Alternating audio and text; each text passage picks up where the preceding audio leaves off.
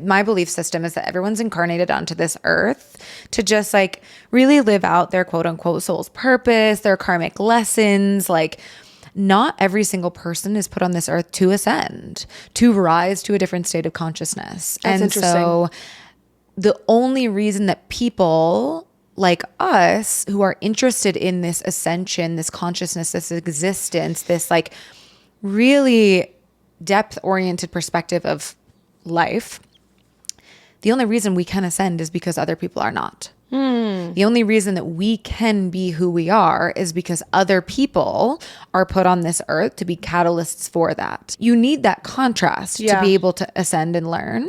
And so it's interesting because it's like we're quick to point a finger and be jaded at people that don't have a high enough intellectual, emotional understanding of the world. But we could not be as quote unquote advanced as we are unless we had that baseline. Where is the conversation of fate then? We've had this conversation before about the idea of autonomy versus fate, free will versus destiny. And I think that both are really valid. I think that you're given a plot line, and the way that you participate, interact with, and react to that plot line is the choice. Is the free will. But don't you think that the free will changes the plot line? That's the question. For those who are deep enough to get it, But profound enough to not care. you're listening to Consciously Unconscious.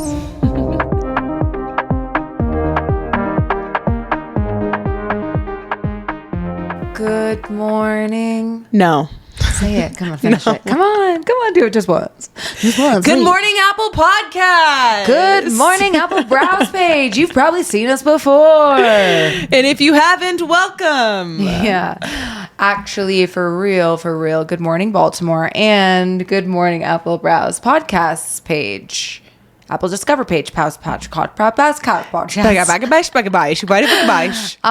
Hey. How y'all doing? we're like low-key kind of nervous right now because No, speak for yourself. I feel good. I'm a little nervous right now just because we got on the Apple Browse page, which is something that we have been honestly dreaming of, and it's been a goal of ours since we started the podcast back in October. Like, the first thing we put on our list was we have to get featured by Apple, and here we are. What are we, 6 months in? 5. I think we're 6. Okay. But that's why I love you. Time is a social construct. We're a couple months in. We're a couple months into just hanging out on a microphone, talking about some really cool things that ideally help us discover ourselves better and help you discover yourselves better. And I think the whole premise that we've been trying to niche down in what we do here is this idea of balancing the playful and the profound, right? Talking about the paradoxes of life, where there are so many podcasts that get into the depths of psychology, spirituality, anthropology, sociology, like these social sciences, philosophy, and these ways to interpret life. But when they do that, it's in a very serious lens. It's in a lens that can be really heady, that can be really potent, and really Unapproachable. Yeah, unapproachable. And so our goal here is to just be two girlies sitting on the couch having some really grounded conversation that is this blend of humor and banter and pop culture and relatability. Yeah, we want to be able to, I mean, when we started the podcast, it was because we were able to have really funny banter, laugh super hard together, and also like go into the depths of what it means to be human, why we're here, kind of like exploring the big questions of life. And I feel like there are so many people out there, clearly, I feel like that's why our show was featured, that relate to that and want to be able to laugh really hard and not take themselves so seriously, but also have a little bit more weight and a little bit more meaningful conversations, but without excluding one or the other. And so, what? You know what Alex Warren would say? Well, oh, God. The angels up in the sky are jealous knowing we found something so out. Yeah, we're on of 2 the different For You pages. That song's been on repeat in my head because of TikTok. Well, we just wanted to take a minute up front on this episode because this episode is a super like streams of consciousness, really, really heavy on the banter. We get into some deep stuff at the end too, but we wanted to take a minute to acknowledge anyone who has been here from the beginning. Like, we have people who we notice have been here from the jump, from episode 1, and we do not take that lightly. It is super, super empowering to us to see people be here time and time again, week after week, because there's so much content out there for you guys to consume. Like, you clicking on this is an intentional move and it means something. So thank you so much, because that means something to me. If this landed on your FYP page, no hashtags. This was meant for you. Exactly. Exactly. Oh, my eyes are watering. No, she's legitimate. I'm legitimate. We're all legitimate. We're all legitimate. We're super grateful you're here. I think there's so much to uncover and explore, and it's fun to have you along for the ride. So if you're old, if you're new, you're welcome here. It's a safe space. Don't take us too seriously, but also we have please don't take us too seriously. Cool to say sometimes we say jokes and they don't land, and we're just going to throw them away. Okay, don't think too hard about it. Yeah. What she said. But one thing you can expect is for us to be somewhere where you can feel good about yourself, the world around you, explore curiosity, like, just be here to learn more and grow alongside us. That's really all we want and we are trying to do here. And I hope that you guys love us. Yeah. I think before we go forth, we should just give them a few stats on like what it means to be on the Apple New and Noteworthy kind of browse page, because it is, something that I would like to say also. Light bulb. If you have a big accomplishment that you are proud of, you can talk about it. Yes. You can share, you can be proud, you can relish in your achievements in a way that is confident and not cocky. You can relish in a way that is fulfilling and not like boasting and bragging. And I think that this is a perfect opportunity to just take a moment to honor the work that we've put in and where it's brought us. Who's the girl who's the rugby gal? What? Did you see her video? She said exactly what you said. She's this rugby gal, but she's also huge on social media. And she got an award, and someone said, how do you deal with imposter syndrome? She goes, I don't have that. I know how hard I worked to get here. Love. And I'm going to stand firm in that confidence of the work that I put in, and this is a natural result. And so, ditto. Like, I feel like this is the first time I've been like, wow, I can't be anything other than just like sitting in this gratitude, and also like well-deserved. Like, we deserve this. And so it's really cool. Gratitude. Okay, where did we land on some top charts? Okay. So not only were we featured on the top of the Apple Browse page, which is the page where if you go to your podcasts app on your home screen, you go over to the Browse section. If you scroll once, twice, boom, we're there. We also landed in the new shows category for personal journals. We jumped up to the number 2 show on personal journals, next to Canceled. That's crazy. Number 19 in top episodes for personal journals. And then we also hit 54 in society and culture. Yeah, society and culture is a big old category. We're coming for you, Mel Robbins, okay? Yeah, just really cool to see our name out there with some pretty profound people, some pretty inspiring people out there sharing their words, sharing their works, sharing their research, sharing the love of how they live and what they do and how they see the world. So... And not only that, with where our show landed on the charts, but our episodes also quadrupled in downloads, which means there are more of you, which is just really fucking cool. Yeah. Because at the end of the day, we would just be sitting here talking into a void if it wasn't for you guys. So thank you so much for listening. Thank you so much for clicking. Thank you so much for leaving reviews, for engaging. We love you. We can't wait for you to get You get a couch. Yeah. You get a couch. You get a candle. You get a mic. You get a car, and you get a couch, and we get the mic. We can't wait for you to learn about who we are as we go, and to learn about yourself. Yeah, sorry, not to be narcissistic. No, I love it. I work at a jewelry company, and I made a bracelet the other day that just says my name on it. It just says Jessa in all bubble letters, and then I had a moment of being like, "Is this a bit much?" No, it's like a dog tag. Yeah. It's a way to identify my body. Perfect. I'll never take it off. Well, enjoy the Streams of Consciousness episode. Have fun in there. And again, like we said, don't take anything too seriously. Love you. Love you. Bonjour. Bonjour. Je m'appelle Amanda. Bonsoir. Just un café, s'il vous plaît. Did you take French in high school? No. She's fishing So- for compliments. We told you guys in the last episode that we are going to France. We're going to France. That's my coffee. God damn it. Sorry. Just ordered a coffee. I Uber Eats coffee because Amanda texted me and said, just stop eating a coffee. And then she showed up with one. And I was like, oh.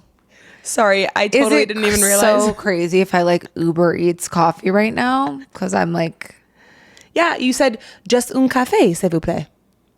That's just one coffee, please. I got 3 coffees delivered. You did? What was a buy one get one free deal? It's beverage of the week. Beverage of the week. Just beverage of the just tres cafés.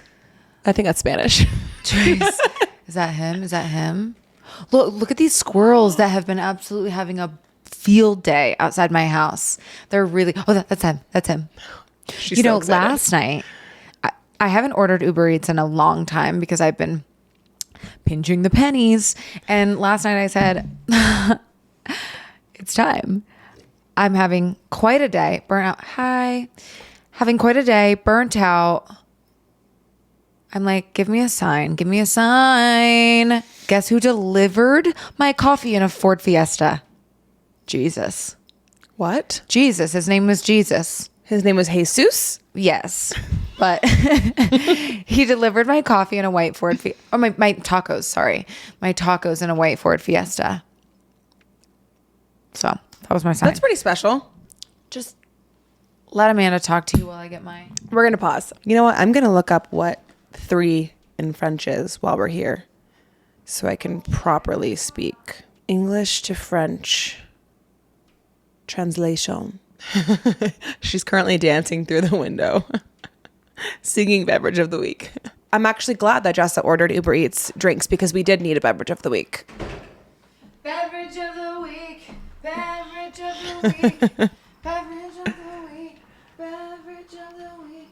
Buy one, get one free. Buy one, get one free. Was it buy one, get one free? That's why I got 3, bitch. Trois. Oh, that's what it is. Trois. Trois. Just trois cafés, s'il vous plaît. Let me walk you through my order and then we can talk about France. I get, without fail, do you know it? An iced oat milk latte. Yeah. Mm-hmm. Yeah, I started getting that and then Amanda started getting that too. And then it was buy one, get one free, 2 Vietnamese iced coffees. If you've never had a Vietnamese iced coffee, go try to lick your own asshole. See, Take this that is out. just gonna- Cut that part out. This is just going to make me either have to shit or be constipated for a week. Okay. Can we just like run it from the top? Sure. That was a little chaotic. Bonjour. Bonsoir. What does Just bonsoir mean? twice. Bonsoir means good evening. Good. Bonsoir means good evening. Bon nuit means good night, like when you're going to bed. Oh, bon nuit. You say bon nuit. Bonsoir is like if you're going to dinner. Bonsoir. Voulez-vous coucher avec moi ce soir? Bonsoir, bonsoir. I don't know that one. What was that? Avec. Voulez-vous coucher avec... Oh, wait. Fuck. Do you want to have sex with me? Yeah, do you want to go home and have hot sexy love with Yeah. me? Yeah. Are you asking me for real? How do you say? I never thought the day would come. No, gracias. No, merci. Oh, yes. Merci beaucoup. Yeah, anyways, we're going to France. And no, I did not take French in high school, even though I know my French is impeccable. Lucas's mom is from a small island called Mauritius. And they speak 3 different fucking languages. They speak English, they speak Creole, and they speak French. Mainly they speak French. And so growing up, she always spoke French and she would speak to her French friends on the phone on FaceTime. And I would always hear her speaking French, and she sounds so dramatic when she speaks French because they're just so loud and everything's like a bonjour. Yeah, but it's also a love language. It's so sexy and It is soft. my favorite language in the world. That's why I'm trying to learn it. So I said, You better get on Duolingo, bitch. Geraldine, I am. I just got on Duolingo. I said, Nice. Geraldine, I need a crash course in French. And she sent me a whole list of things that I should know. Right. Like, help me. Where's the bathroom? No, she knows me. Okay. And so she said, just un café. Just one coffee. Love, just one coffee, please. Yeah. And what is the other stuff that she sent me? She sent me some good stuff. Let me pull it up. She said, oh, ¿cómo se va? How's it going? How are you? Oh, Yeah. yeah. Ça va ¿Cómo se bien, va? merci. That means I am fine, thank you. Okay. You know, this is something that we actually are going to need to know. Con bien. I'm good. No. Oh. How much? ¿Cuánto cuesta? Yeah, well, I've got Spanish on lock. You can learn French. Yeah. I'm also trying to learn Greek, which, God forbid, you learn a language with another alphabet. Mm-hmm. Yeah. So what's the strategy there? You have to learn the alphabet first. I guess so. I mean, there's not much strategy happening over on this side, but learning a different language is so cool. It's definitely a goal in life to be bilingual. Do you think it's harder to learn when you're older? Yes. Because your brain is so sponge-like and malleable and not fully formed when you're a child that you're just like taking everything in. When you're older, you have to really uncondition and unlearn a lot of grammatical rules, and a lot of just like the way that you interpret language becomes so solidified. Mm-hmm. And so then you have to unlearn all these rules. Yeah. Which is why I'm so pissed that Geraldine never taught Lucas and her children French. Yeah, that's kind of crazy. Never. And his dad speaks Afrikaans. He could have been trilingual. And no. My babies are going to be quadlingual. Lingual. Lingle. Ling-a-ling-a-ling. Quadlingual. What's new with you? What's new with me? I thought of something earlier this morning That's new that's and fresh? new and fresh. This hat that she's wearing is new and fresh. So is mine. My lids. Yours. My new lids. Yes. Is this new? No. Oh. Yeah, I've been thrifting. You know, fun fact about Jessa, she's got the smallest head known to man. Smallest head, biggest brain. This is currently squeezing my brain. Yeah. Yours is filled with a lot of dead space in there. I do have a very small head. You do? Yeah. What's that about? I don't know. It's just like the circumference is below average. It doesn't have a lot of girth. You're welcome, Mom, for when you had to push that thing out. Yeah, facts. Facts. I didn't even think about that. Yeah. No, but Jess is giving gender reveal right now. She's got blue and I'm your pink. auntie, and I think that you're going to be a boy. You know, when you see those, I can't even, I was just about to say something not kind. Say it. Those I love something parties are always like people in like the deep south of Louisiana, and they have like two teeth, and they're like, I'm your auntie and I think that you're gonna be a boy. I'm your brother's step cousin and I think you're gonna be a girl. I'm your mom's dog walker's best friend. I'm your sister's husband and also her cousin. Yeah. And I think you're going to be a girl.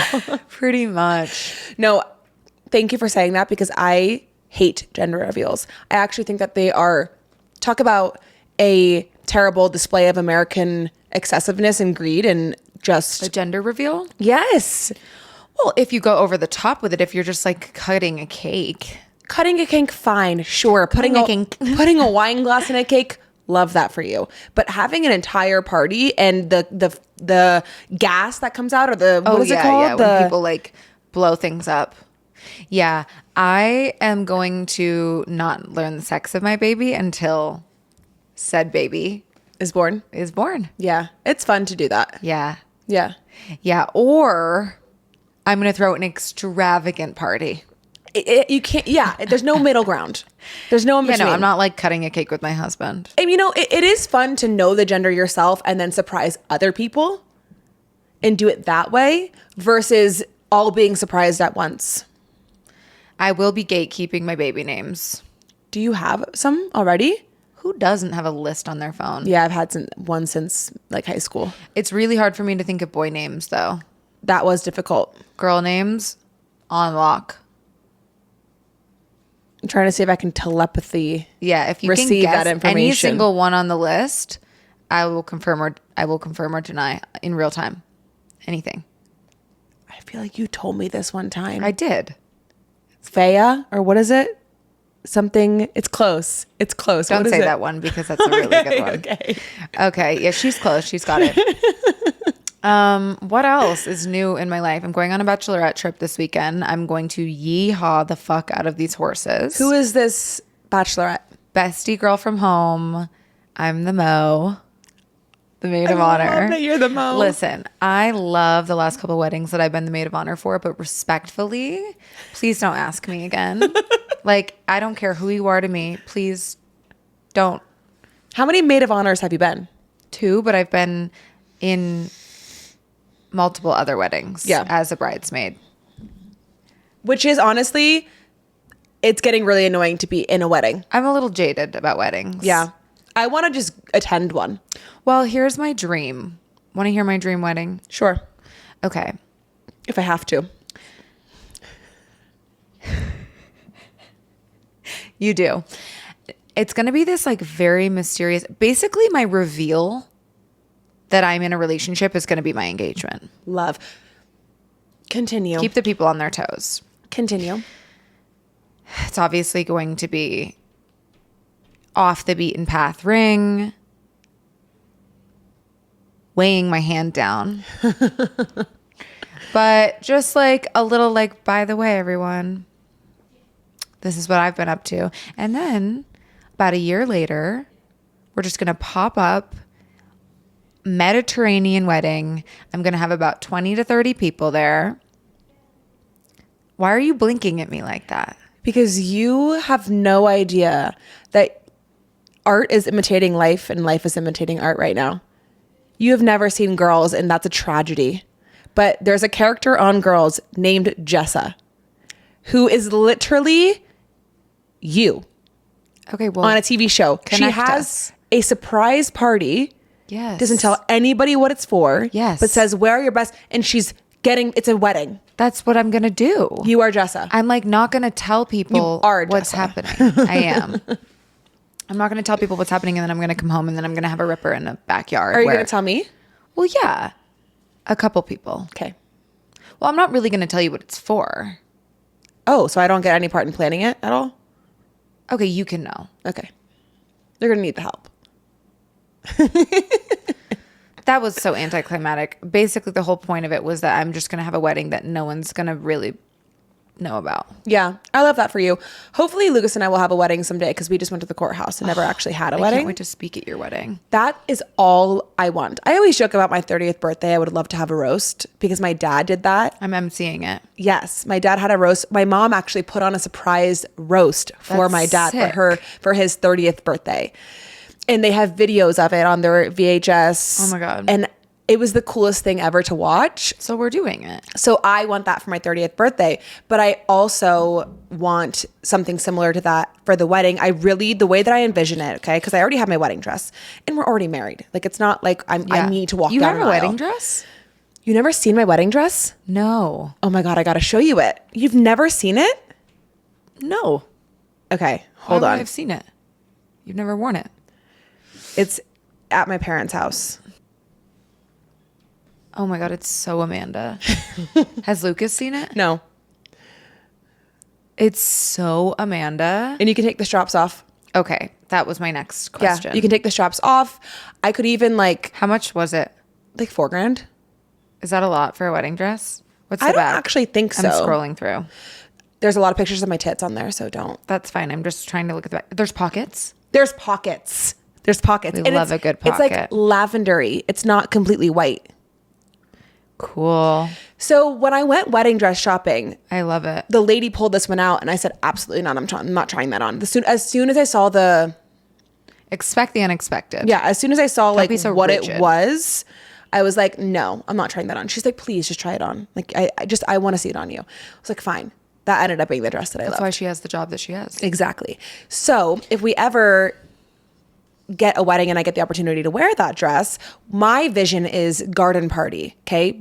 Just That so fits you. Oh my gosh. rent out a big ranch.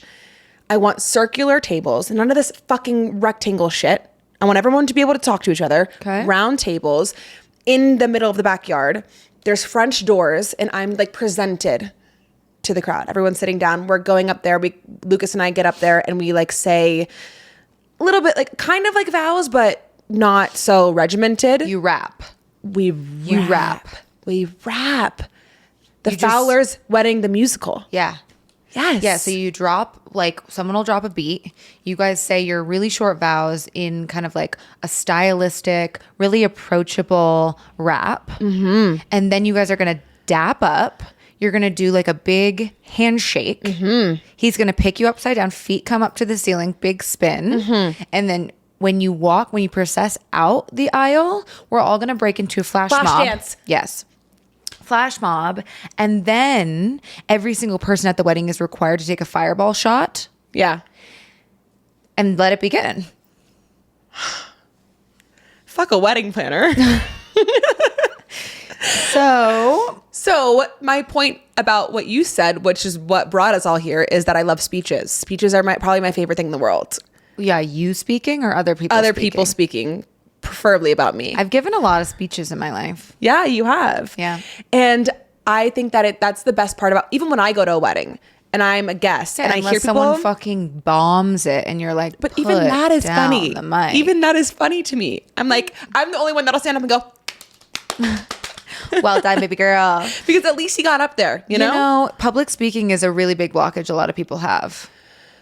Yeah. Work on your throat chakra. Okay, work on your throat chakra. You know what's interesting is I think that I don't have a fear of public speaking that would stop me from doing it, but it definitely is nerve-wracking. It's a good feeling though. Like yes. It's a good feeling to be a little nervous about things. If you're calm, cool, collected cucumber for everything in your life, you're not stimulating your brain. No. You're not putting yourself in positions of growth. Yeah. That's what Andrew Huberman talks about a lot, about this cold plunging idea. If cold plunging becomes easy for you, it's not helping you grow. It's not lighting up parts of your brain that are actually stimulating like new neural pathways. And so when you get nervous about a speech that you make, that is the growth. It's not when you drop into flow state and you're giving the speech, you're fine. You've moved past the part that's already pushing you to like a higher.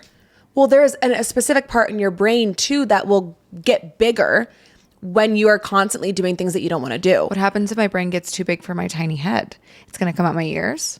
And your nose. What do you think about my micro French? These are going to be my wedding nails. Okay, yeah, I'm obsessed. I love the point. The claw. I'm obsessed with that. Well, I booked with Kim, went in. I see Kim with another bitch. I'm like, I feel really, really hurt right now. Worse than cheating. I mean, I literally texted to book with Kim. I show up. She's deep in her appointment. And I'm trying to She double booked your date. No, what? I found out it wasn't her fault, obviously, because she's a saint and an angel. Yeah. It's the receptionist. And so I just had a little She was moment stirring at the pot. end. And the whole time I'm like sitting there foaming from the mouth, my eyes twitching, watching this new girl who I didn't even get her name mess up the shape. I tell her, I do short stiletto. Oh, She goes, she was doing your nails because Kim couldn't. correct. I say, I do short stiletto. She brings out the medium almond. I say, I do short stiletto. She's like, no, I file. I'm like, you don't get it. You're not catching my drift. I'm about to file a charge. And so at the end, when she had the audacity to say $95, I said, I'm going to pay $80 because I wanted to be with Kim. I'm not paying the $5 extra for the shape. You did not say this. I did. This is the first time I've spoken up for myself at the nail salon. It finally feels like I've reached a point in my life where my throat chakra's unblocked. And you will now be changing your name to Karen. Quran. No, I love your nails. I'm so sorry you weren't with Kim. That's a tragedy because I could probably use a little bit of that unblocked throat chakra because the last time that I went to the nail salon to get my Gel X off, they gave me a trainee. Somebody was training. Right. So she burned off your cuticles. Literally burned off my whole fucking nail, bro. You know what you need? What? We need to find you a tanzanite.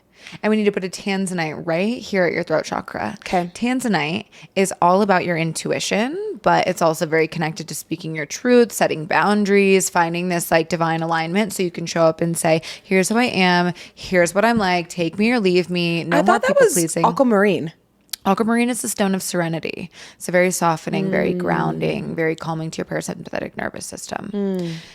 Something that I learned, have you ever heard of Nadi Shodhana? No. Okay. alternate nostril breathing. Breathing, yes. So I led a yoga class the other day where I was like, I want to do some breath work because it was a 75-minute class. And I wanted to do, like, a lot of times yoga teachers show up in a room and they're like, yeah, your Ujjayi pranayama, it builds heat in your body. Yeah, breathe, and it will make you warm. And everyone's like, yeah, okay, but like, why? Why? Yeah. Physiologically, why? Yeah. So your right nostril is connected to your autonomic nervous system, your sympathetic nervous system.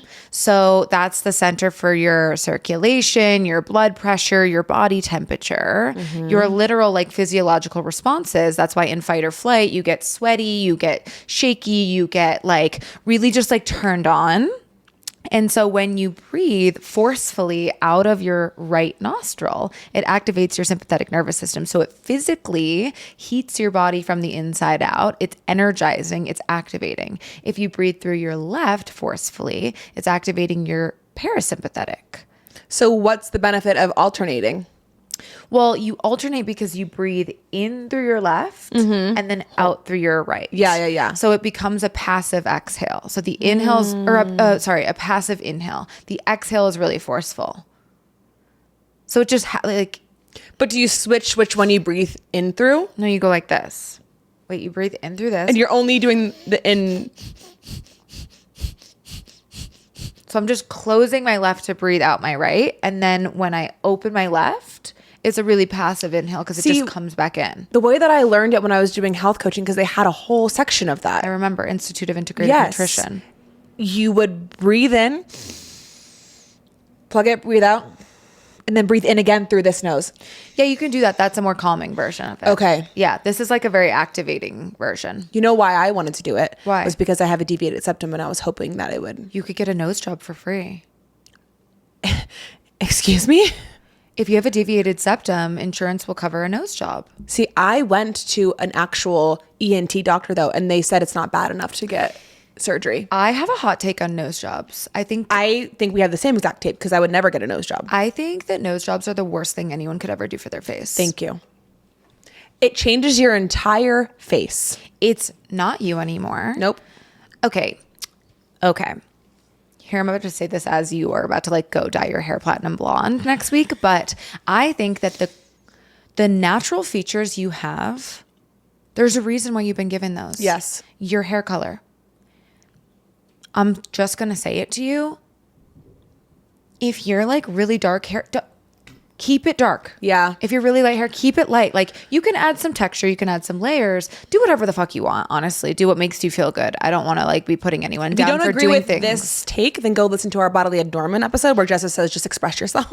Yeah. I'm a lot more like inclusive in that episode. But I just think that over the years, I've really learned to embrace the naturalness, aside from the filler that I have in my lips, the naturalness of my like coloring of my hair. Like, stop getting a spray tan. You look amazing with your ivory skin and your freckles. Your ivory skin. Beach. Like people's natural features are just so beautiful. Like your nose, like I have this like Roman Catholic nose where I have this bump Lady on the Gaga. side.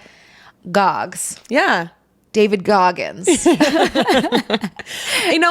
I really, really agree with that. I think that the nose is the one part of your face that people usually dislike the most. However, you don't know how much it contributes to the way that your face looks until you change it. And I'm gonna say it. I don't think I've ever seen a nose job where I'm like, you look better. Well, I'm just like, why are we going for the ski slope? Also, why are we going for the button nose? No. Why are we going for Cindy Lou Who? You know what is so funny about this? So I was just in Florida visiting my whole family because my grandpa unfortunately passed away. We need to talk about that. We will. But we were all there for his celebration of life. And so my aunt was there and my mom was there and my aunt's kids, and we just had a great time. But my mom, I was talking to my mom. I was like, you and Aunt Anne. You and Aunt Anne. Who, Aunt Anne, by the way, is my kindred spirit. Yeah, you guys literally remind me so much of each other. And so I was like, you guys have completely different noses. And I think it's really common for siblings to have a similar nose. You don't think so? I mean, like, that's a stretch to be like, it's really common. I think it's really common. All of my siblings and I have a very similar nose. Okay, well, maybe you'd match features in some siblings, and sometimes it's the nose. True. Yeah, maybe I'm just talking out of my lived experience. Yeah, she's projecting. But I was like, you guys have completely different noses. Like, my aunt has a little bit more of that, like, button nose, upturned nose, and my mom's is more like down like mine. And she's like, I know. When we were kids, she would always go like this. That's not why her nose is like that. My mom fully believes that. Just like if she crosses her eyes for too long, they're going to get Oh stuck my God, that yes. way. My mom told me that my whole life. My mom fully believes that because my aunt like this, that's why her nose is up. So cheaper alternative to a nose job, just start like taping your nose up when you sleep. You know, a recent endeavor that I've had. I'm talking too much about myself. Talk about you. You're not. Okay, anyways, I'll tell everyone. I've been learning how to sleep on my back because I'm a stomach sleeper. And it's really bad for your low back to have that like curvature in your low spine and your lumbar spine. It just puts a lot of pressure on your vertebral bodies. I thought a back sleeper was bad too. I thought side sleeping was the best. Okay, well, which is what I do. I don't exactly know. Probably side sleeping is the best. One time I looked up the most like ergonomic sleeping positions. What was it? Well, they're like really crazy. One leg in the air. They're like essentially caveman, like floor sleeping, like to preserve warmth, to make your body like in the most optimal form. Literally sleep on the floor? Well, they pillows are interesting. What? Pillows are interesting. Pillows are interesting because they kink your neck. Mm-hmm. Amanda came in this morning and said, I got a kinked neck. And I bet you it's your pillow. Which is why we're going to Portal, but we'll talk about that in a minute. Anyways, so I looked up these positions and they're like really like arm up, leg pulled in. I'm like, no one's fucking sleeping like that, okay? You'd have to put me in a straight jacket. So that's not optimal for me. I have been transitioning from front to back. Oh. Because I've been having some low back pain. Wasn't sure where you were going with that. I've been transitioning. Well, clearly everyone's been getting signs for weeks about what I've been showing up wearing. And so I'm getting good at it. Mm-hmm. Like for the first, I'd start on my back and then, I'd wake up and I'd be on my stomach and I'd be like, fuck. And then I'd switch. And now I wake up on my back. But what's been waking me up in the middle of the night is that I have cat tongue. My tongue is so dry because on my back, do you sleep with your mouth open? It starts to open. Oh my God. And I've never been a mouth sleeper in my life. I'm like an angelic sleeper. You know this about me. Mm-hmm. I'm so quiet. Mm-hmm. If I get in a position, I barely move. You can't, my breathing is like not even a nose whistle. Yeah. I'm an angel. And then when you wake up, you literally just open your eyes. Yes. And I've been waking up like with cotton balls in my mouth. That's why your breath smells. I'm just kidding. Probably because I have gingivitis too, because I don't floss that often. You do have gingivitis? No, I don't have gingivitis. That's dangerous. I could. Dental health will kill you so fast. Mm-hmm. Your oral hygiene, extremely important. Okay, so are you mouth taping? Well, that's what I'm saying. I need a good mouth tape. But a lot of mouth tape.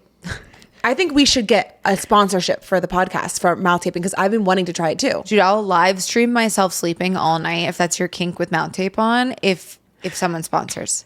Have you ever seen those videos of people walking around the streets of New York City and obviously like, what do you do for a living? You look so confident. Yes. And sometimes they go up to people that are like, I'm a live streamer.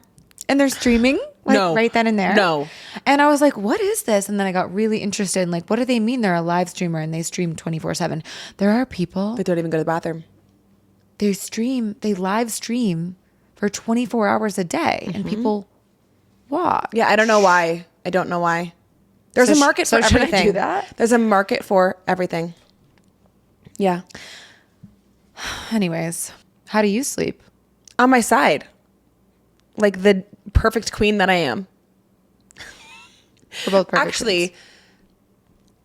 You know how I mentioned that I think I have a little bit of OCD? You did say. a huge part of why I think that is because when I was a child, the way that I would sleep, it was very specific. And I would have to open my door 3 times before I went to bed. Yeah. I'd have to check underneath Say less. underneath my bed 3 times. I had to have stuffed animals all around me, one sweatshirt on this side, one sweatshirt on this side, and I would cuddle the sweatshirt. Yeah, that's obsessive compulsive disorder. What was your childhood stuffed animal?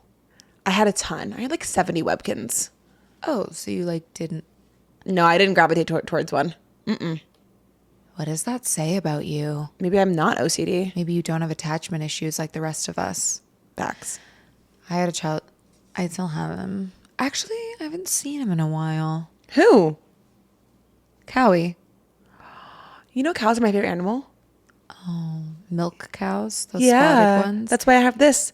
Cowie. Because my dad would call me Amanda Mooski growing up. Cute. Yeah, my grandma got it for me the day that I was born. Oh. And he still lives on. Is he in shreds? Decrepit. Yeah. Have you ever washed him? Why would I ever do that to him?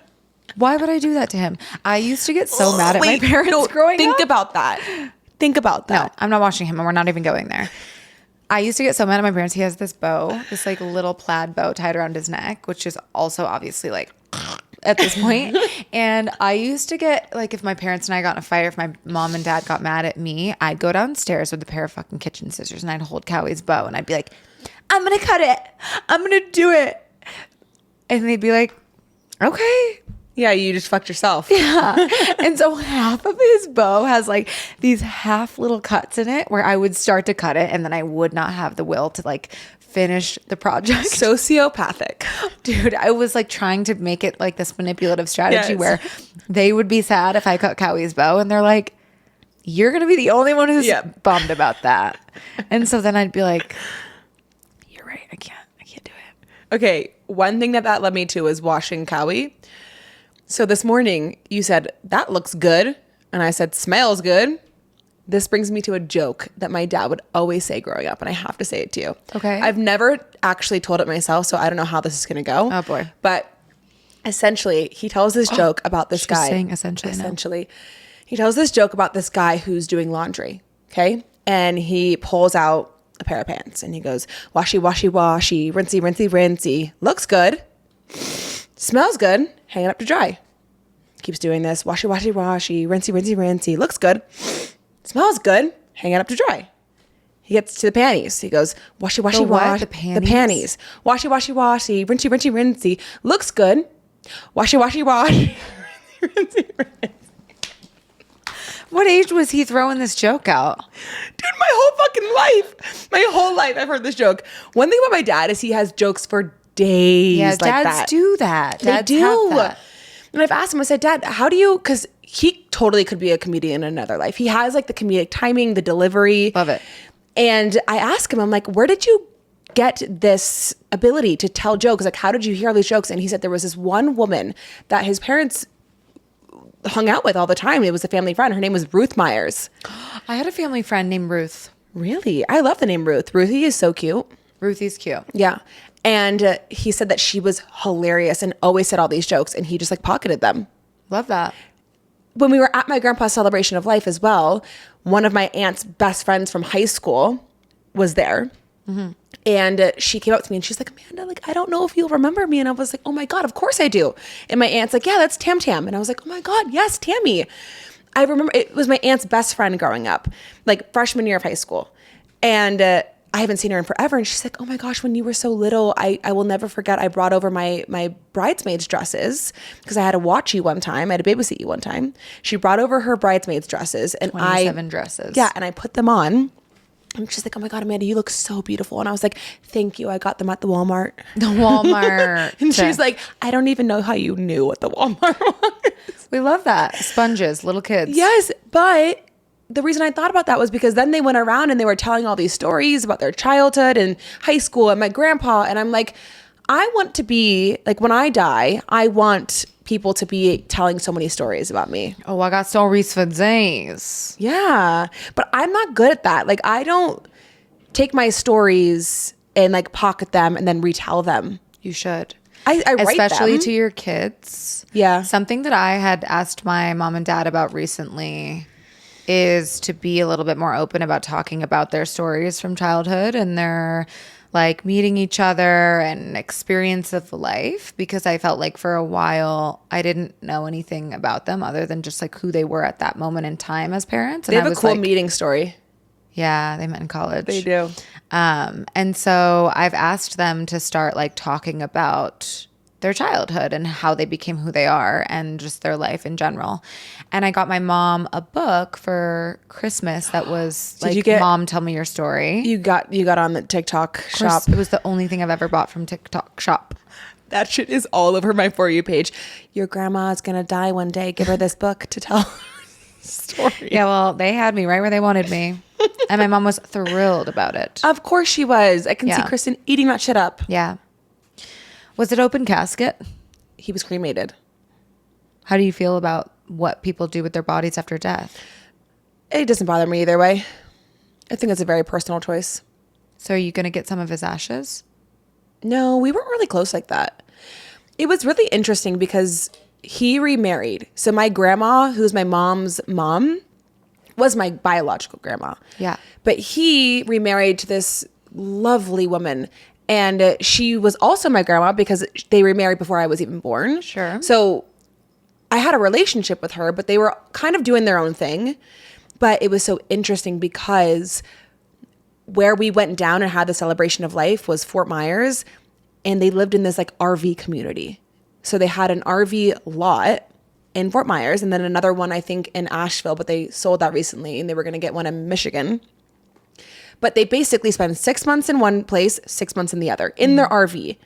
And then next to the RV are these like little houses that they can build, and it's only a living room and a kitchen. Like tiny home. Basically. Chic, Scandinavian. Dude, this was so interesting being in this community. I mean, there were 60 people that were at his celebration of life, and probably 40 of them were his friends that he's met later in his life in this RV community. Yeah. And they all had their name tags saying like, I'm Bob and I'm Sandra, and You had name tags. Lot 82. Stop it.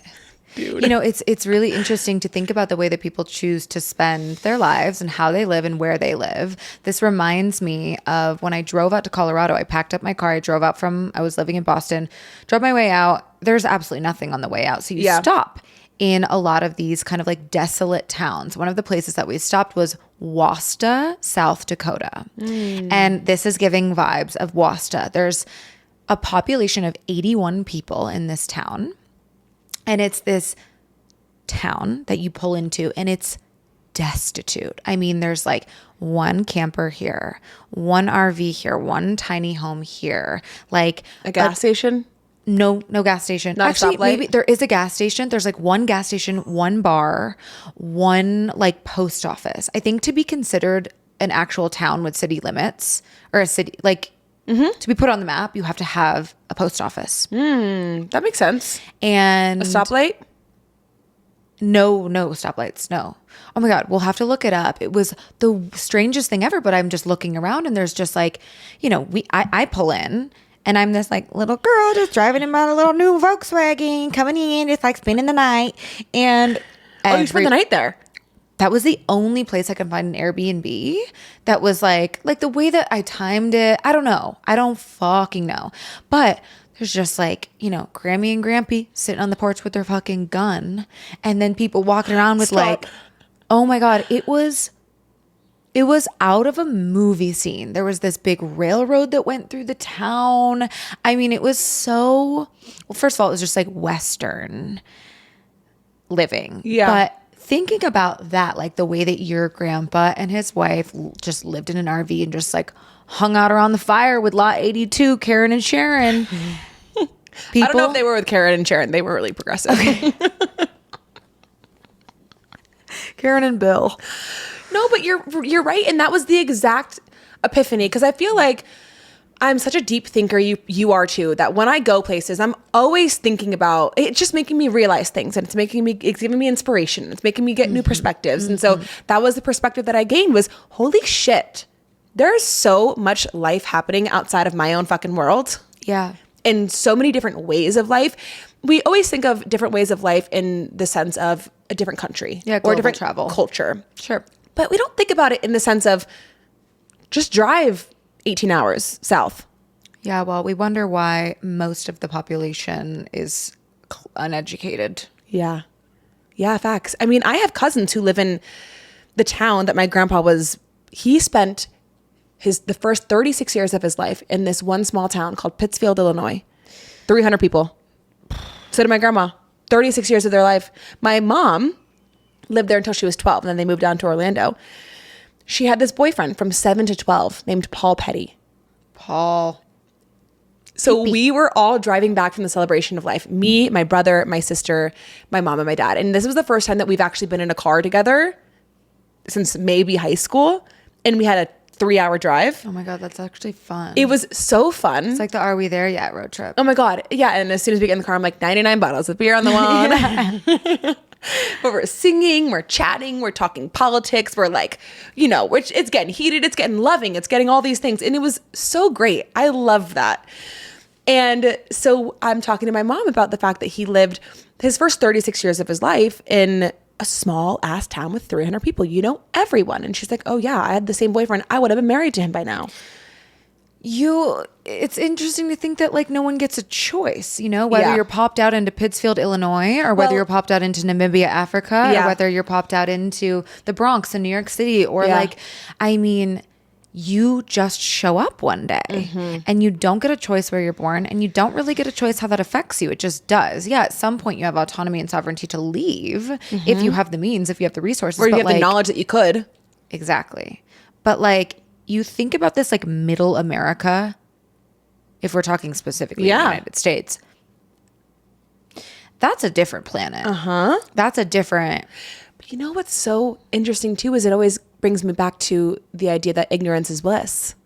Because these people... Yes and no. Some of these people are so happy. I mean, I oftentimes wish that I could be someone so simple. Yes. Yes. Because I'm just like, God damn it. But like at the same time, no, I don't. The more you know, the more you know. Because,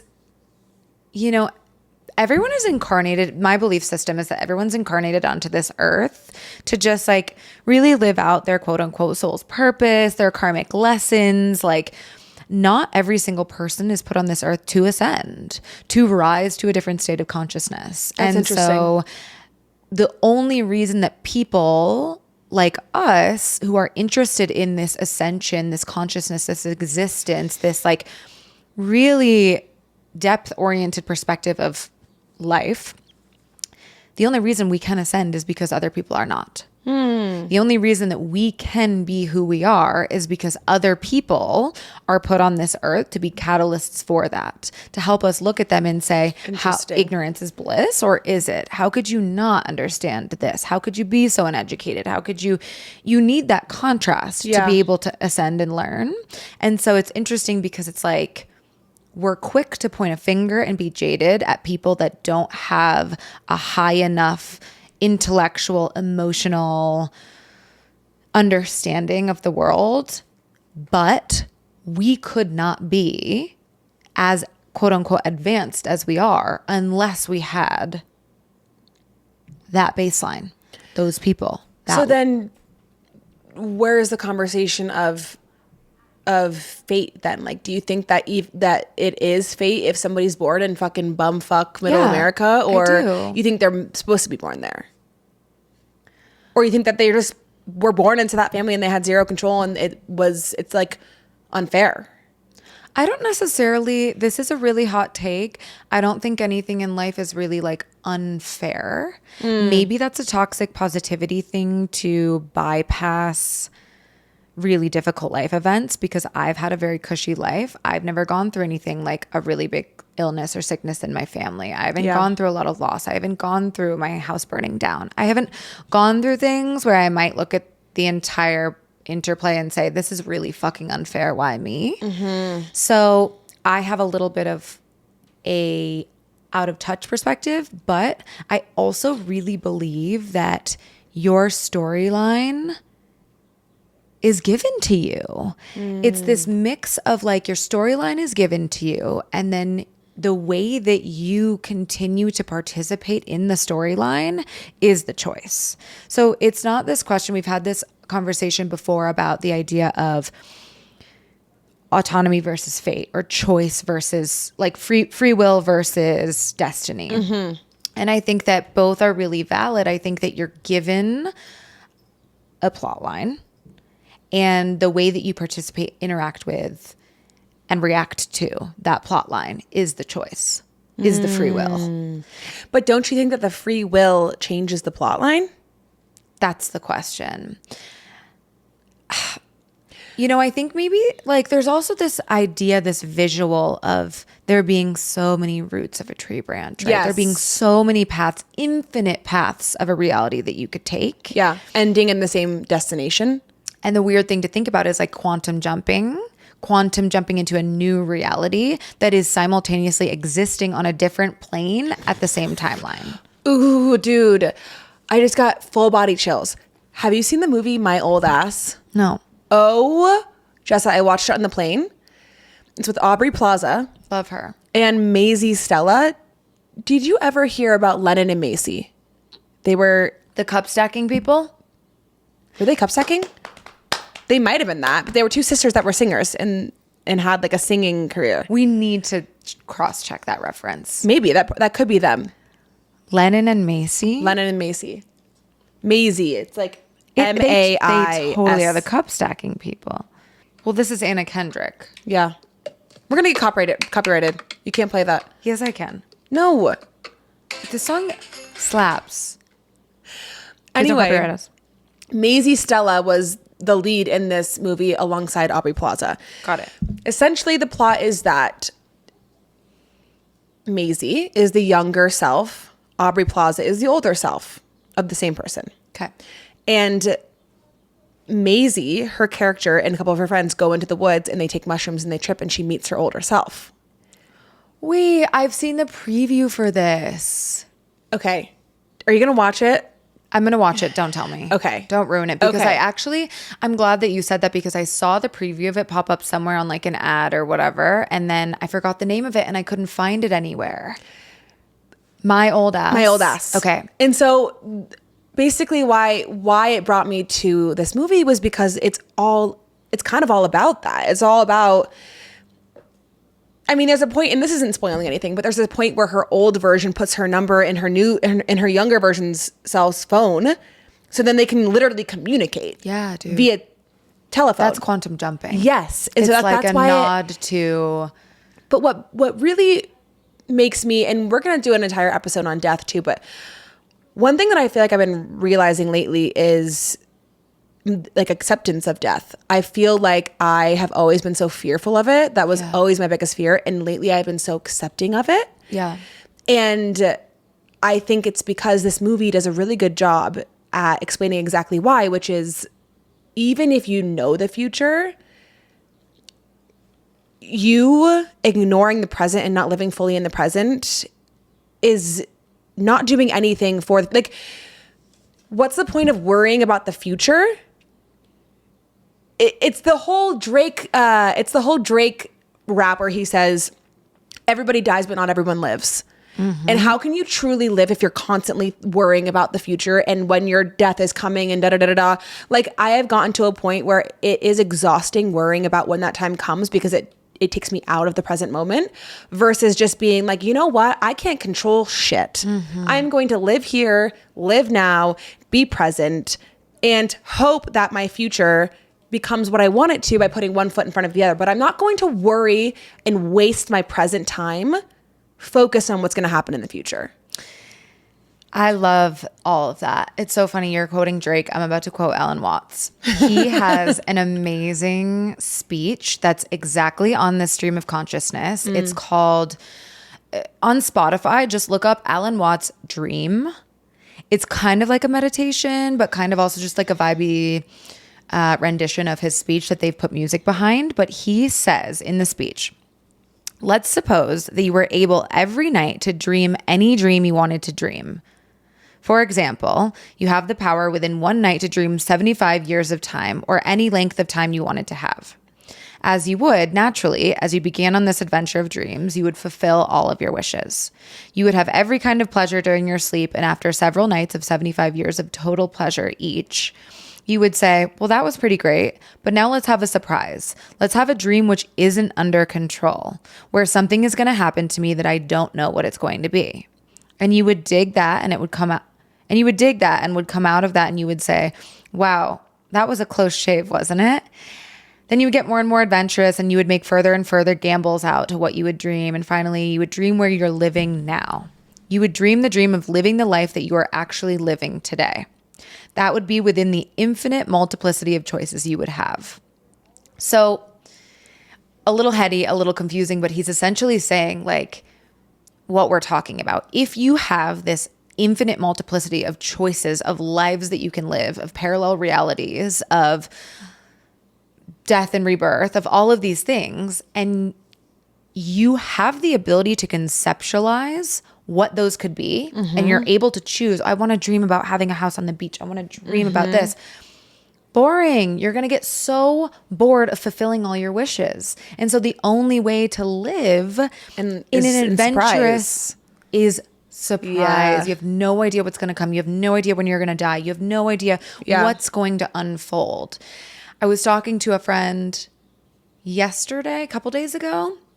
She was just like, I'm just feeling so stressed. I don't know what to do with my life. I just feel like I know nothing. And I'm like, yes, yes, you're onto something, because the second that you know nothing, that is when you're in free flow. You know nothing. You know nothing.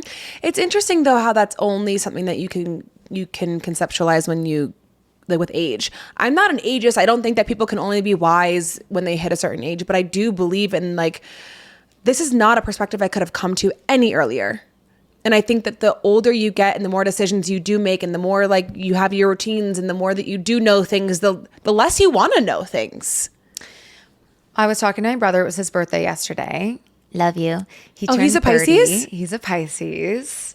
And we were on the phone, and I was like, I asked him what his piece of advice was. And basically it was that you know nothing. You're never going to have it figured out. Stop trying.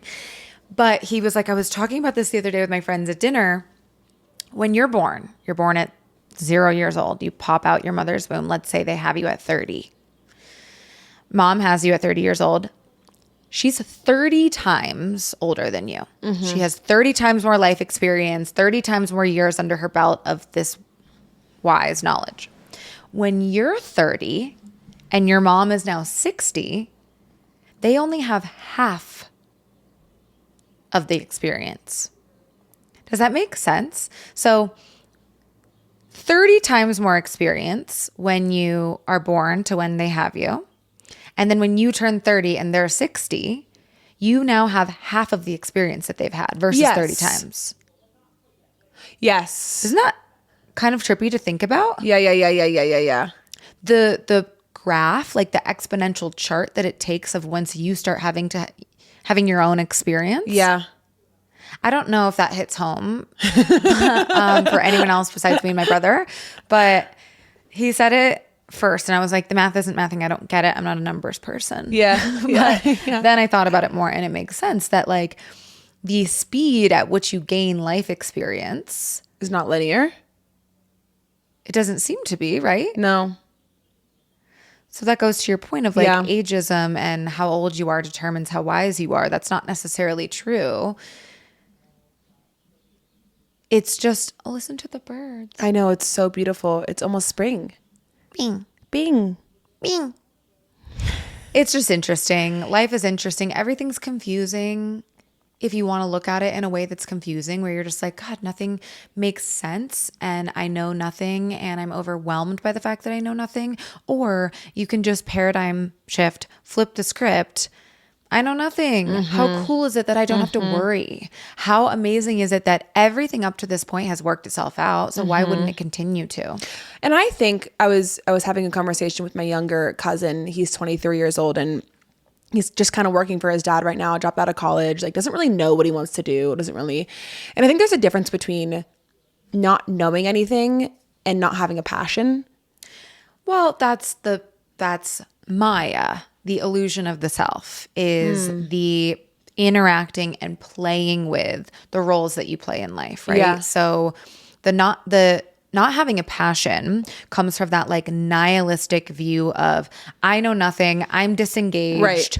I'm so unattached that you're just floating in the ether as a nobody. That's a powerful dichotomy to have, to be able to unattach yourself, but you have to realize that the participation, the passion, the fun, the play comes from knowing that your roles are temporary. You get the passion from playing your roles. So you get the passion from playing yoga teacher, from playing mom, from playing coach, like from all these roles that are given to us and that we simultaneously decide.